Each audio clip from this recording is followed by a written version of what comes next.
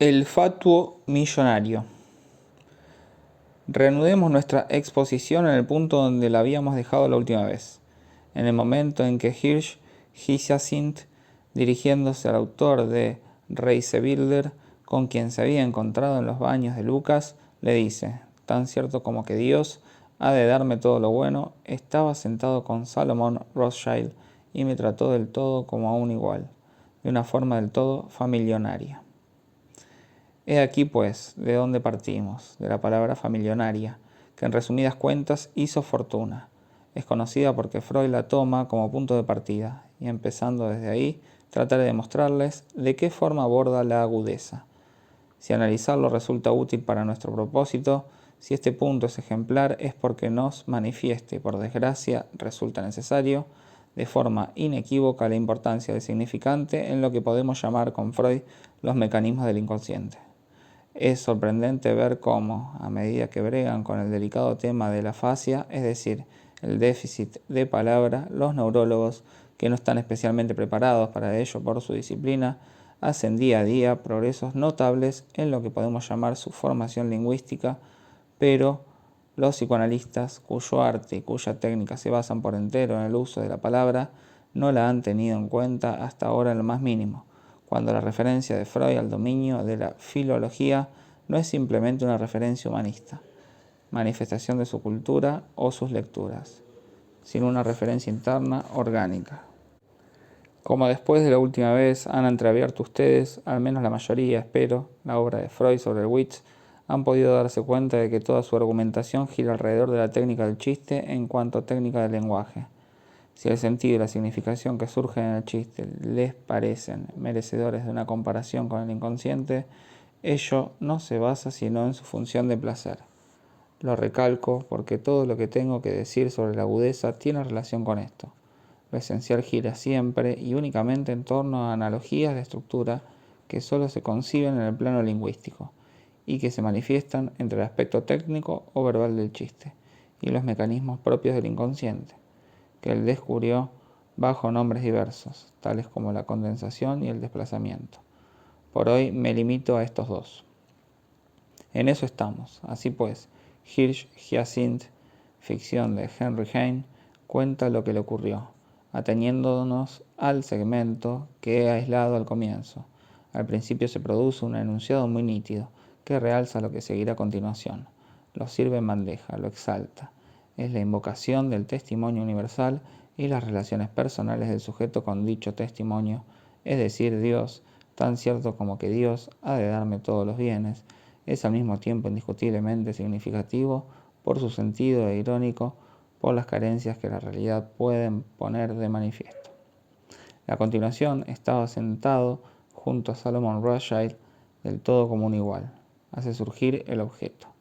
Este del todo contiene algo bastante significativo. Cuando invocamos la totalidad es que no estamos del todo seguros que esté verdaderamente constituida. Encontramos esto mismo en muchos niveles, diría incluso en todos los niveles, del uso de la noción de totalidad. Finalmente se produce el fenómeno inesperado, el escándalo de la enunciación, a saber, ese mensaje inédito que ni siquiera sabemos todavía qué es, todavía no podemos nombrarlo, de una forma del todo familionariamente. ¿Es un acto fallido o un acto logrado? ¿Un patinazo o una creación poética? No lo sabemos. Tal vez ambas cosas a un tiempo, pero conviene detenerse precisamente en la formación del fenómeno solo en el plano significante. En efecto, como lo anuncié la última vez, hay ahí una función significante que es propia de la agudeza, en cuanto a significante que escapa al código, es decir, a todas las formaciones del significante acumuladas hasta entonces en sus funciones de creación de significado.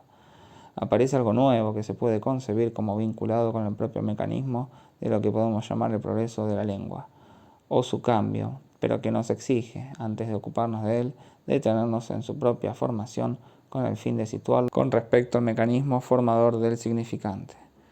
El fenómeno esencial es el nudo, el punto donde aparece ese significante nuevo y paradójico, familionaria. Freud parte de él y a él vuelve sin cesar.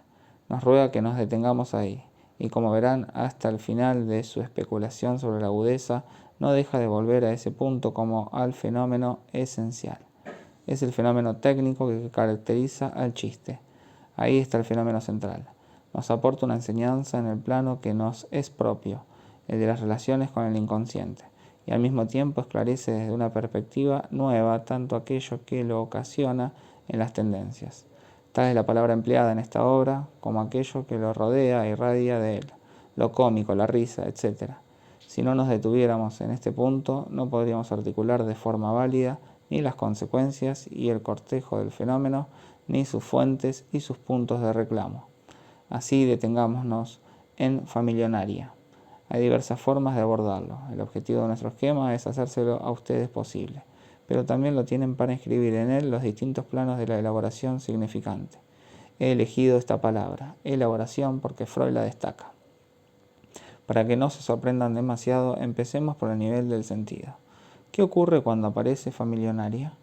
De entrada notamos como una aspiración al sentido, un sentido que es irónico, incluso satírico, de forma menos aparente, desarrollándose en los contragolpes del fenómeno, propagándose por el mundo a continuación de él, surge también un objeto, el cual, por su parte, tiende más bien a lo cómico, a lo absurdo, al no sentido. Es el personaje del familionario, en tanto que es la irrisión del millonario y tiende a adquirir la forma de una figura. No hay que hacer gran cosa para indicarles en qué dirección tiende a encarnarse. El propio Freud nos indica de paso que Henry Heine, redoblando su chiste, llamará al millonario Millionar, que en alemán significa algo así como tarambana millonario. En la misma línea de sustantivación del familionario, en francés podríamos decir fat millionaire, con un guión en medio, fatuo millonario. Este enfoque les demuestra que no siempre somos inhumanos. Está bien, a condición de no ir mucho más lejos en esta dirección. Esta es la clase de pasos que no se deben dar precipitadamente. Se trata de no comprender demasiado deprisa, porque si se comprende demasiado deprisa, no se comprende nada de nada. Tales consideraciones no explican el fenómeno, en que está vinculado con la economía general del significante. Ahora he de insistir para que todos ustedes tomen conocimiento de los ejemplos que di en la instancia de la letra, de lo que llamo las funciones esenciales del significante, en tanto que a su través el arado del significante excava en lo real el significado. Literalmente lo evoca, lo hace surgir, lo maneja, lo engendra. Se trata de las funciones de la metáfora y de la metonimia. Al parecer a algunos, lo que les impide entrar en este artículo es, digamos, mi estilo. Lo siento, no puedo hacer nada al respecto. Mi estilo es lo que es. Les pido que hagan un esfuerzo. Tan solo añadiré que cualquiera que sean las deficiencias que puedan intervenir debidas a mí personalmente, hay también las dificultades de este estilo. Quizá puedan entreverlo, algo que responde al propio objeto en cuestión. Como se trata, en efecto, de hablar de forma válida de las funciones creadoras ejercidas por el significante sobre el significado. A saber, no simplemente hablar de la palabra, sino hablar siguiendo el hilo de la palabra, por así decirlo, para evocar sus propias funciones. Tal vez impongan algunas necesidades internas de estilo, la concisión, por ejemplo, la alusión, incluso la pulia. Otros tantos elementos decisivos para entrar en el campo donde dichas funciones gobiernan, no solo los accesos, sino toda la textura. La continuación de mi exposición de este año, así lo espero, se lo demostrará. Volveremos a hablar de ello a propósito de cierto estilo que no dudaremos en llamar por su nombre, por ambiguo que pueda parecer, a saber, el manierismo. Trataré de demostrarles que no solo tiene detrás una gran tradición, sino que su función es irreemplazable. Esto era solo un paréntesis para volver a mi texto. En él verán, pues, que lo que llamo, siguiendo a Roman Jakobson, su inventor, funciones metafóricas y metonímicas del lenguaje, pueden expresarse de forma muy simple en el registro del significante. Como ya lo he enunciado varias veces a lo largo de los años precedentes, las características del significante son las de la existencia de una cadena articulada, que, añado en este artículo, tiende a formar agrupamientos cerrados, es decir, formados por una serie de anillos que se enganchan unos con otros para constituir cadenas. las cuales a su vez se enganchan con otras cadenas a modo de anillos. La forma general de nuestro esquema, por otra parte, lo recuerda un poco, sin presentarlo directamente. La existencia de estas cadenas implica que las articulaciones o enlaces del significante tienen dos dimensiones, la que podemos llamar de la combinación, continuidad, concatenación de la cadena, y la de la sustitución, cuyas posibilidades siempre están implicadas en cada elemento de la cadena. Esta segunda dimensión se omite en la definición lineal que suele darse de la relación del significante con el significado.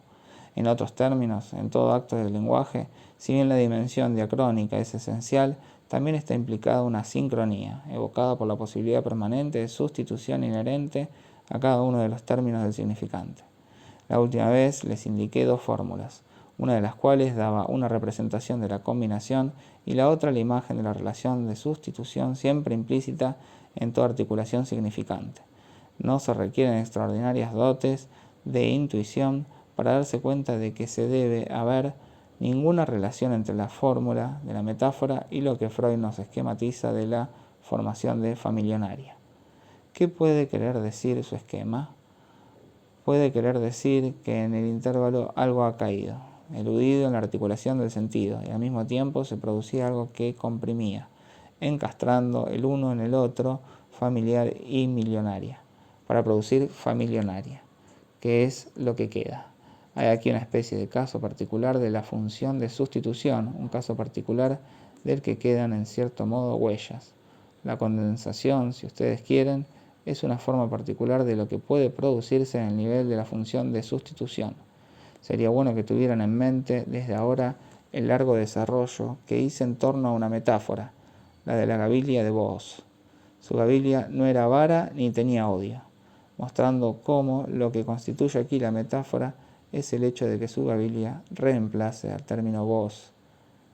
Gracias a esta metáfora surge en torno a la figura de Bose un sentido, el sentido del advenimiento a su paternidad, con todo lo que puede irradiar y manar de ella por el hecho de que la alcanza de una forma inverosímil, tardía, imprevista, providencial, divina.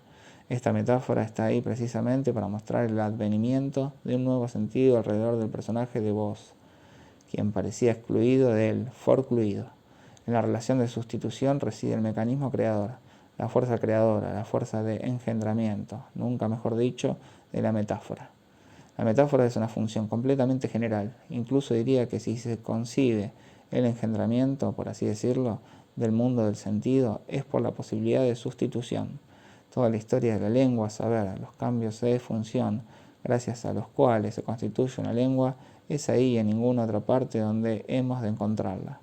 Si un día quisiéramos imaginarnos un modelo o un ejemplo de la génesis de la aparición de una lengua en esta realidad inconstituida que podría ser en el mundo antes de que alguien hablara, deberíamos suponer un dato irreductible, original, que sería sin duda el mínimo de cadena significante. Hoy no insistiré en este cierto mínimo, pero ya les he dado las suficientes indicaciones al respecto para que sepan que por la vía de la metáfora, por el juego de la sustitución de un significante por otro en determinado lugar, es como se crea la posibilidad no sólo de desarrollo de significantes, sino también de surgimientos de sentidos siempre nuevos, los cuales siempre depuran, complican, profundizan, dan su sentido de profundidad a lo que en lo real no es más que pura opacidad. Para ilustrárselo, quería un ejemplo de lo que se puede llamar la evolución del sentido, en la que encontramos siempre, en mayor o menor medida, el mecanismo de la sustitución.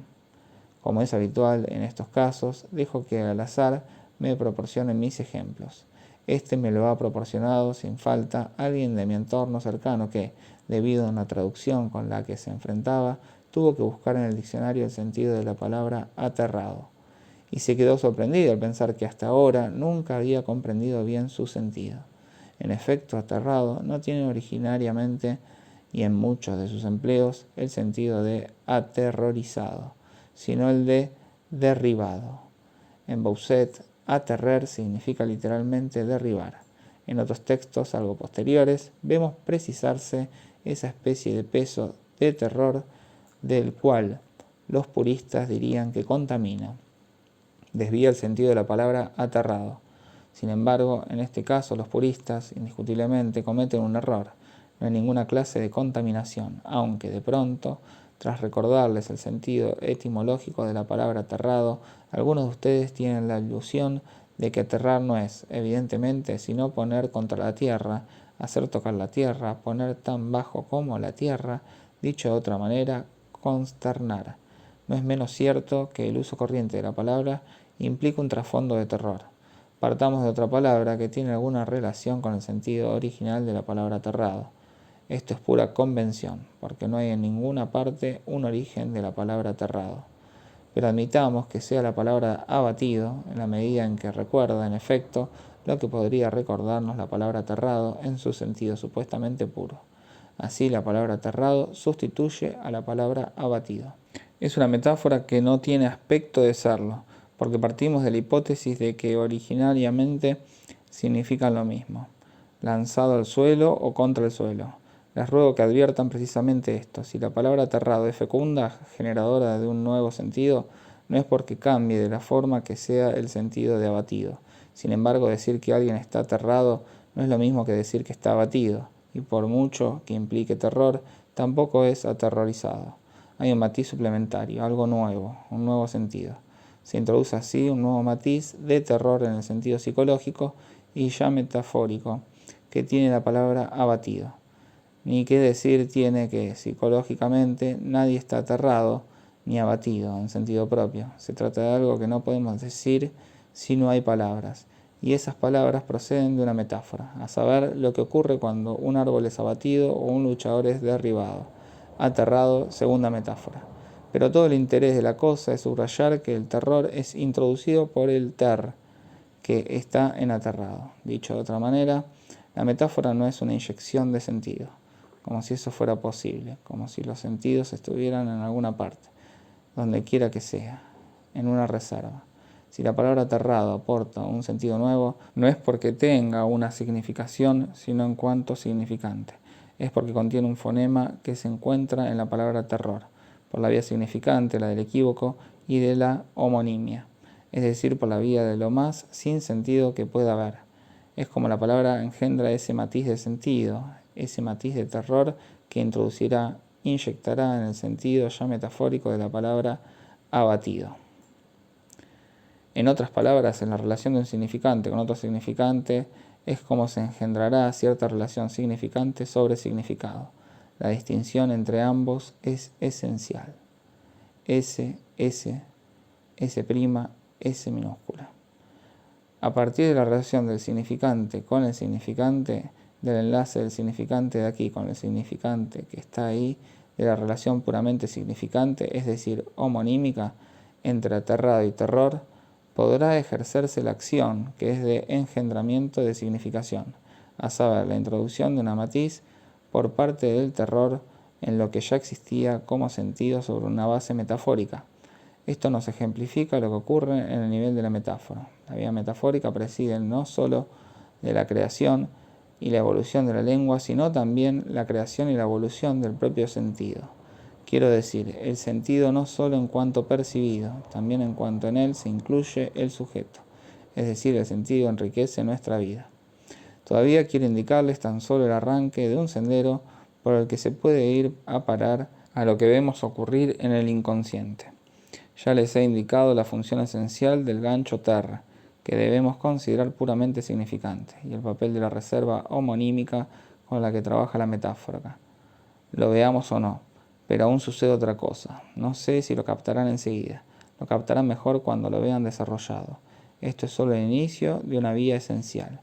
El matiz de significación que aporta aterrado, en la medida misma en que se constituye y se afirma, implica, adviértanlo, cierto dominio y cierta domesticación del terror.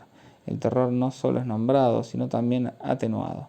Y esto es precisamente, por otra parte, lo que les permite mantener en su mente la ambigüedad de la palabra aterrado. Se dicen ustedes que, después de todo, aterrado ha de tener alguna relación con la tierra, que en él el terror no es completo y que el abatimiento, en el sentido en que éste carece de ambigüedad, conserva su valor prevalente. Solo se trata de un matiz. Para decirlo todo, el terror permanece en este caso a media luz. No se lo ve de cara, se aborda por el rodeo intermedio de la depresión. Lo que ocurre queda completamente olvidado. hasta el momento en que yo se lo he recordado. El modelo está, en cuanto tal, fuera del circuito. Dicho de otra manera, en la misma medida en que el matiz aterrado ha quedado establecido por el uso, en la medida en que se ha convertido en sentido y uso de sentido, el significante, por su parte, está, digamos la palabra, reprimido estrictamente hablando.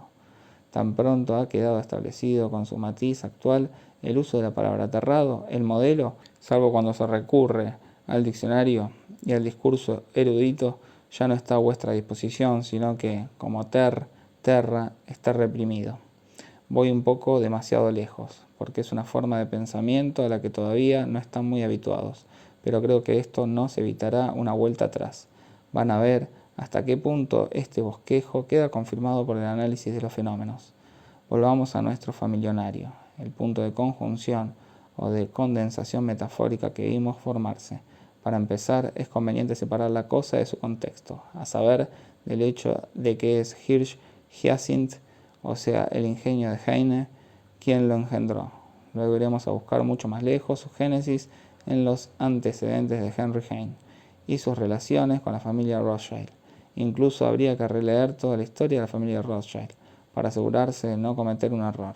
Pero por ahora no estamos en eso, estamos en familionaria. Aislémoslos por un instante. Estrechemos todo lo posible el campo de visión de la cámara en torno a este familionaria. Después de todo, podría haber nacido en algún lugar distinto de la imaginación de Henry Heine. Tal vez no lo elaboró en un momento en que tenía delante su papel blanco, pluma en mano, quizás se le ocurrió alguna noche en una de aquellas deambulaciones parisinas que ya mencionaremos. Incluso existen muchas posibilidades de que fuera en un momento de fatiga, de crepúsculo. Este familionaria muy bien podría ser un lapsus, es completamente concebible. Ya me ha servido un lapsus que recogí cuando brotaba de la boca de uno de mis pacientes. Tengo otros, pero vuelvo a este porque siempre es preciso volver a las mismas cosas hasta que quedan bien gastadas, para luego pasar a otra cosa. Se trata del paciente que, contando su historia o sus asociaciones, en mi diván recordaba el tiempo en que, con su compañera, con la que acabó casándose ante el señor alcalde, se limitaba a vivir maritablemente. Ya han captado todos que esto puede escribirse en el esquema de Freud, encima maritalmente, lo cual significa que no se está casado, y debajo un adverbio en el que se conjugan perfectamente la situación de los casados y la de los no casados, miserablemente. El resultado es maritablemente. No se dice, es mucho mejor que si se dijera. Ven ustedes aquí hasta qué punto el mensaje supera, no al mensajero, porque es verdaderamente el mensajero de los dioses quien habla por la boca de este inocente, sino que supera al soporte de la palabra. El contexto, como diría Freud, excluye por completo que mi paciente haya hecho un chiste, y ustedes no lo hubieran sabido si yo no hubiera sido en este caso el otro con mayúscula, es decir, el oyente, y el oyente no solo atento, sino el oyente que entiende, en el verdadero sentido del término. Sin embargo, una vez puesto en su sitio, precisamente en el otro, es un chiste particularmente sensacional y brillante. De esta comparación entre la agudeza y el lapsus, Freud nos da innumerables ejemplos en la psicopatología de la vida cotidiana. El lapsus está a veces tan cerca del chiste, que el propio Freud se ve obligado a decir que el contexto excluye que el paciente o la paciente haya creado eso a modo de chiste, y a nosotros nos ha de bastar con su palabra. En algún lugar de esta obra, Freud da el ejemplo de aquella mujer que, hablando de la situación recíproca de los hombres y de las mujeres, dice: para que una mujer interese a los hombres, ha de ser bella, lo cual no está al alcance de todo el mundo, presupone su frase, pero a un hombre le basta con que sus 5 miembros estén derechos. Tales expresiones no son siempre plenamente traducibles, y muy a menudo me veo obligado a dar una transposición completa, es decir, a recrear el chiste en francés. Casi sería necesario emplear la expresión todo tieso. La palabra derecho no es aquí de uso corriente, e incluso es tan poco corriente que tampoco lo es en alemán. Freud ha de hacer una glosa sobre los 4 y los 5 miembros para explicar la génesis del asunto. La tendencia un poco subida de tono no deja lugar a dudas. En todo caso, Lo que Freud nos muestra es que la expresión no va tan directa al grano, ni en alemán ni en francés. Por otra parte, el contexto excluye, según él, que la mujer sea intencionadamente tan directa. Es verdaderamente un lapsus, pero ya ven ustedes cómo se parece a un chiste. Así pues, puede tratarse de un chiste, puede tratarse de un lapsus, y yo aún diría más, puede tratarse pura y simplemente de una tontería, de una ingenuidad lingüística. Después de todo, incluso en mi paciente, un hombre particularmente simpático, maritablemente no era verdaderamente un lapsus, porque esta palabra formaba parte, a pesar de todo su léxico, no creía en absoluto estar diciendo nada extraordinario. Hay gente que se pasea por la existencia así, a veces ocupan posiciones muy elevadas y sueltas palabras de esta clase.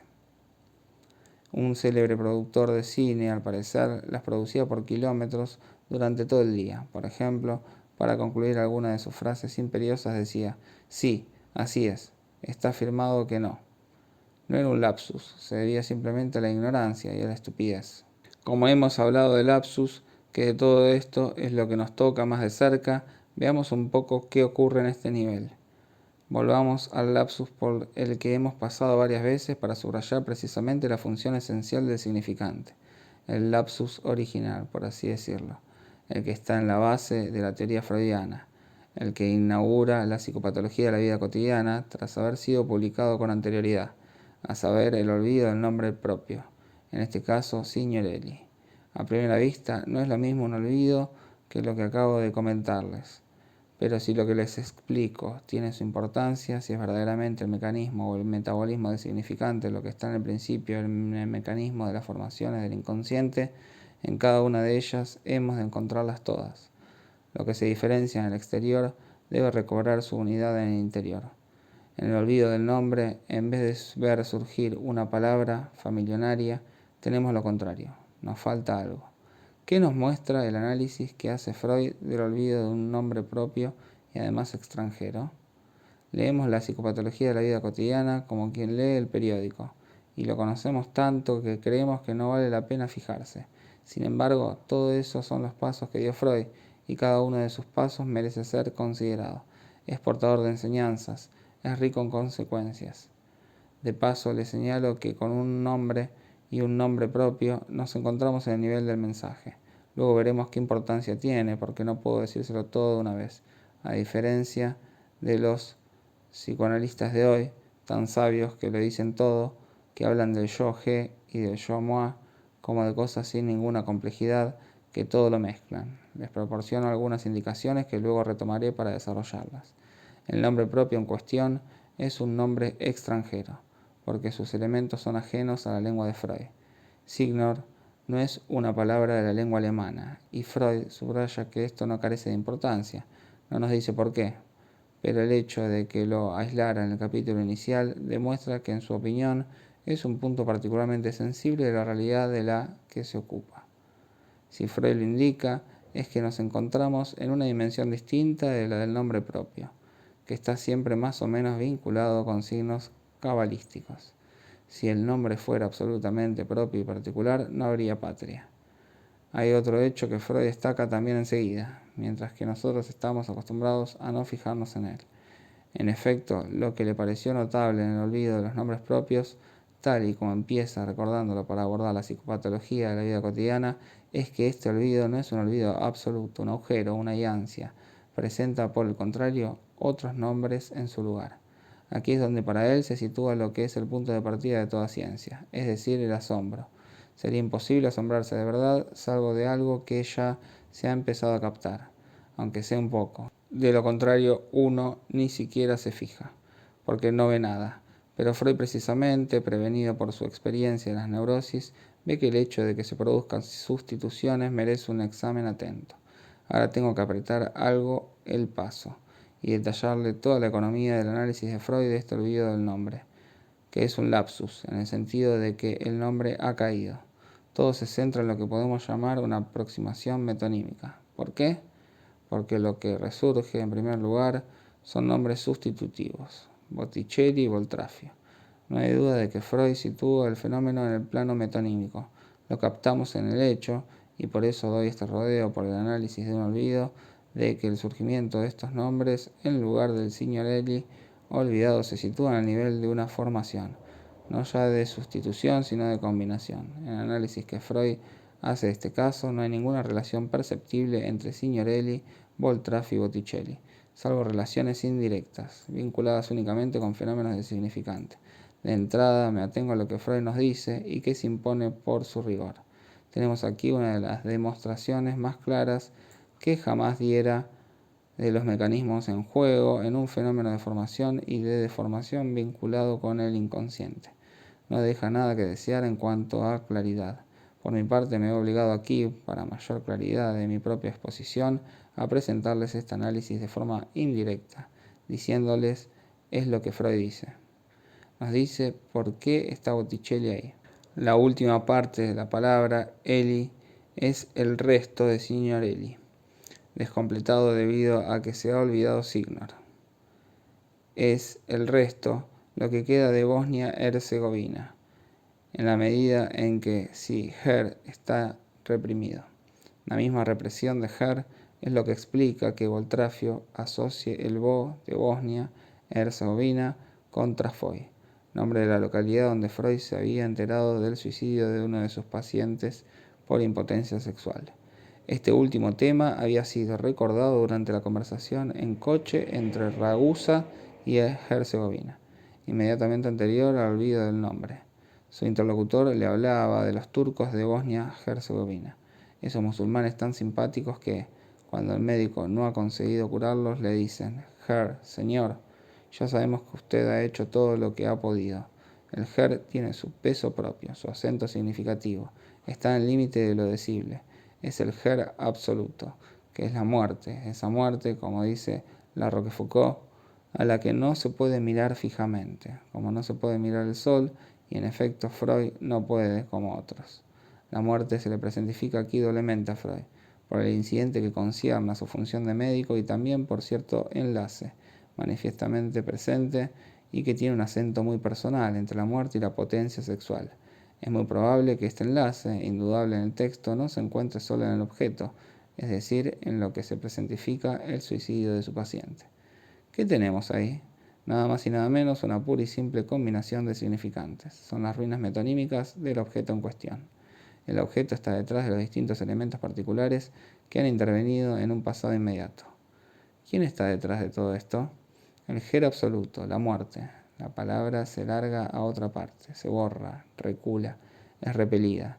Es Unterdrückt, hablando con propiedad. Hay dos palabras con las que Freud juega de forma ambigua. La primera es este Unterdrückt, que ya les he traducido como caído en las interioridades. La segunda es Verdrängt.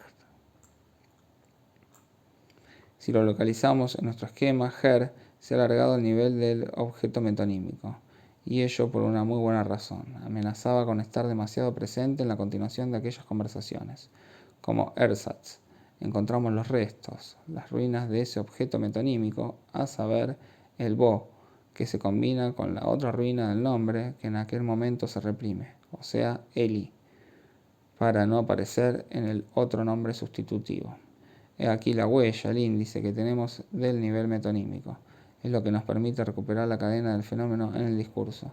Aquí es donde en el análisis se sitúa lo que llamamos la asociación libre, en tanto que nos permite encontrar la pista de fenómeno inconsciente. Como es metonímico, este objeto ya está quebrado. Todo lo que se produce en el terreno del lenguaje está ya siempre consumado. Si el objeto metonímico se quiebra tan fácilmente, es porque en cuanto a objeto metonímico, es ya solo un fragmento de la realidad que representa. No lo es todo. En efecto, el Signor no se encuentra entre las huellas, los fragmentos del objeto metonímico quebrado. Esto es lo que hemos de explicar ahora. Si Signor no puede ser evocado, si él es la razón de que Freud no pueda dar con el nombre de Signorelli, es porque está implicado. Está implicado evidentemente de una forma indirecta, a través de Her. Her ha sido efectivamente pronunciado en un momento particularmente significativo de la función que puede adquirir como Her absoluto en cuanto representante de la muerte, que en esta ocasión está Unterdrückt. El Signor solo está implicado en la medida en que simplemente puede traducir Her. Aquí nos encontramos nuevamente en el nivel sustitutivo. La sustitución es la articulación, el medio significante donde se instaura el acto de la metáfora. Esto no significa que la sustitución sea la metáfora. Si les enseña a proceder aquí por todos estos caminos de forma articulada es precisamente para que no cometan sin cesar abusos del lenguaje. Decir que la metáfora se produce en el nivel de la sustitución significa que la sustitución es una posibilidad de articulación del significante, que la metáfora ejerce su función de creación de significado allí donde la sustitución puede producirse, pero son cosas distintas. De la misma forma, la metonimia y la combinación son dos cosas distintas. Se lo preciso de paso porque esta clase de no distinciones conduce a lo que se llama abuso del lenguaje, en lo que en términos lógico-matemáticos se define como un conjunto o un subconjunto. Cuando dicho conjunto solo tiene un elemento, no hay que confundir el conjunto en cuestión con este elemento en particular. Es un ejemplo típico de abuso del lenguaje. Esto puede serles útil a los críticos de mis historias, de alfa, beta y gamma. Volvamos a lo que se produce con Signor y Her. El enlace sustitutivo en cuestión es una sustitución que se llama heterónima. Es lo que ocurre en toda traducción. La traducción de un término a una lengua extranjera en el eje sustitutivo es la comparación requerida por la existencia de diversos sistemas lingüísticos. Se llama una sustitución heterónima. Me dirán ustedes que esto no es una metáfora. Estoy de acuerdo, solo necesito una cosa que sea una sustitución. Vean que me limito a seguir lo que están ustedes obligados a admitir leyendo el texto. En otras palabras, su saber, quiero hacerles conseguir precisamente esto, que lo sepan. Es más, no estoy innovando. Todo esto han de admitirlo si admiten el texto de Freud. Así, el Signor está implicado, si está metido, ciertamente porque algo lo vincula con aquello de lo que tienen ustedes un signo en el fenómeno de la descomposición metonímica, en el punto donde se produce. Signor está implicado en cuanto sustituto de Her. No necesito más para indicarles que si Her se ha alargado por aquí hacia las beta, el Signor, como le indica la dirección de las flechas, se ha alargado hacia alfa y gamma. No solo se ha alargado por ese lado, sino que podemos admitir, mientras no vuelva a tratar este punto, que va y viene como una pelota entre el código y el mensaje. Da vueltas en lo que podemos llamar la memoria. Acuérdense de lo que les he dejado entrever otras veces, que debíamos concebir el mecanismo del olvido y al mismo tiempo de la rememoración analítica, como emparentado con la memoria de la máquina. Lo que se encuentra dentro de la memoria de una máquina, en efecto, va dando vueltas hasta que se necesita para alguna cosa. Da vueltas obligatoriamente porque la memoria de una máquina no se puede realizar de ninguna otra manera. Encontramos una curiosa aplicación de esto mismo en el hecho de que podemos concebir Signor como circulando indefinidamente entre el código y el mensaje hasta que sea encontrado. Ven ustedes aquí, al mismo tiempo, la diferencia de matiz que podemos establecer entre lo Unterdrückt por una parte y lo Verdrang por otra parte.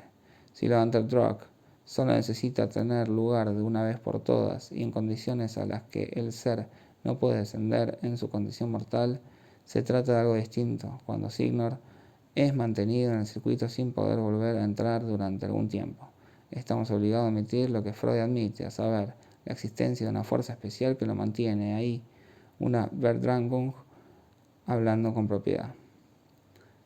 Tras haberles indicado dónde quiero ir a parar en lo que a este punto preciso se refiere, vuelvo a las relaciones de la metáfora con la sustitución. Aunque en efecto, entre Her y Signor solo hay sustitución, sin embargo, también hay metáfora. Cada vez que hay sustitución, hay efecto o inducción metafórica. No es del todo igual para alguien de lengua alemana decir Signor que decir Her. Aún diría más, nunca es indiferente que nuestros pacientes bilingües o que simplemente conocen una lengua extranjera, cuando en un momento dado tienen algo que decir, lo digan en una u otra lengua. Este cambio de registro siempre les resulta, no lo duden, mucho más cómodo y nunca carece de motivo.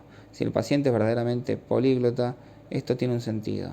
Si conoce perfectamente la lengua a la que se refiere, tiene naturalmente otro sentido. Si es bilingüe de nacimiento, tiene otro todavía, pero en todos los casos tiene alguno. Les había dicho provisionalmente que en la sustitución de Her por Signor no había metáfora, sino simplemente sustitución heterónima.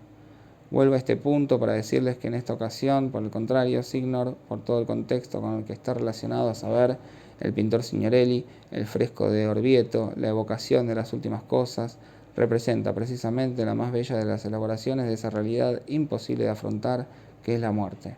Precisamente contándonos mil ficciones tomado aquí en el sentido más verídico, sobre el tema de los fines últimos, es como metaforizamos, domesticamos, hacemos entrar en el lenguaje la confrontación con la muerte. Queda pues claro que aquí Signor, en la medida en que está vinculado con el contexto de Signorelli, sí representa una metáfora. Hasta aquí hemos llegado. Es algo que nos permite volver a aplicar punto por punto al olvido del nombre el fenómeno del wits, porque hemos encontrado una tópica común a ambos. Familionaria es una producción positiva, pero el punto donde se produce es el mismo agujero que un fenómeno de lapsus pone de manifiesto.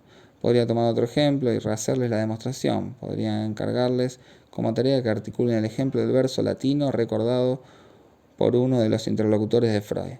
Exoriare ex nostris ossibus ultor, cuyo orden el sujeto altera un poco. El ex va entre nostris y ossibus, omitiendo la segunda palabra, indispensable para la escansión, aliquis, que no puede hacer surgir. Solo podrían ustedes comprender verdaderamente el fenómeno si lo trasladaran a esa misma tabla, a ese mismo armazón. Este tiene dos niveles: el nivel combinatorio, con ese punto destacado donde se produce el objeto metonímico propiamente dicho, y el nivel sustitutivo, con este punto destacado en el encuentro de las dos cadenas, la del discurso y la de la cadena significante en estado puro, donde se produce el mensaje. Signor está reprimido, Bertrand en el circuito mensaje-código, mientras que Her está underdrugged en el nivel del discurso. En efecto, lo que ha atrapado a Her es el discurso anterior, y lo que les pone a ustedes tras la huella del significante perdido son las ruinas metonímicas del objeto. Esto es lo que nos proporciona el análisis del ejemplo del olvido del nombre de Freud. Ahora se nos revela más claramente lo que podemos pensar de familionario, formación que en sí misma tiene algo de ambiguo. La creación de la agudeza, como hemos visto, es de la misma clase que la producción de un síntoma del lenguaje como el olvido de un nombre.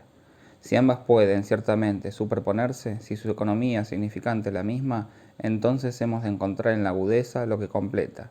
Hace un momento les he hecho entender algo sobre su doble función. Su función de aspiración en cuanto al sentido, función neológica, inquietante, turbadora.